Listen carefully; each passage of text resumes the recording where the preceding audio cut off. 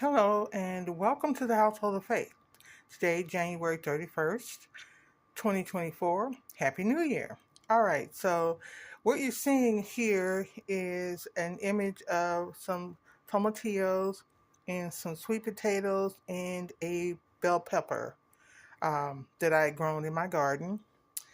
They didn't get as big as I'd hoped, but you know what?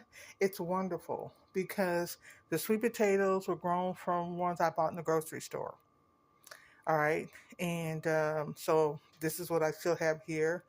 I've had picked them for, it's been a while. They're still good.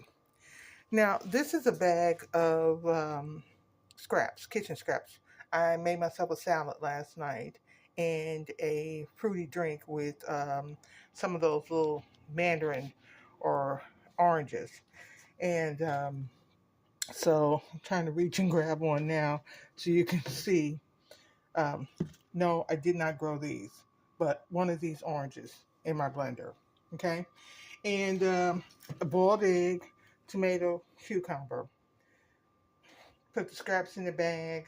I dump them in the compost bin or in some dirt because I'm getting ready for the summer, spring planting. And eggs for breakfast. I usually cook breakfast for 2 or 3 days, so this is 4 eggs. Bananas. I have a banana and orange juice for breakfast every morning. I cut up the banana peelings, put them in the pan. I drink coffee every day for breakfast. This is yesterday's coffee, today's coffee. Um, so what I'm getting ready to do now is bake them. I'm going to bake them all in the oven, 350, not the scraps, and about an hour. The one thing that you have to do, the eggs, oh, be done the quickest. They'll just brown, and you can tell when they're crunchy. And because you want to grate them up, banana peelings, they need to bake long enough to be hard, not rubbery, but they have to be so hard, crisp hard to break apart because they need to be ground as well. And then the coffee grounds, okay, same thing. I'll dump the coffee out, put the filters in the compost as well because they'll break down. A lot of people say they don't use coffee. Okay, whatever. If you drink coffee, why not save it? You don't have to bake it to dry it out, but it takes several days for it to dry and not be moldy.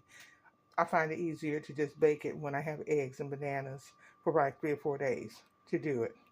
All right, so these go in the oven for about 350, and the eggs will then be powdered. I have an image of that. Give me a second. Okay, so we're back. This is what the egg shells look like once they've been blended. I use the blender, ground them down. This is what the banana peelings look like when they've been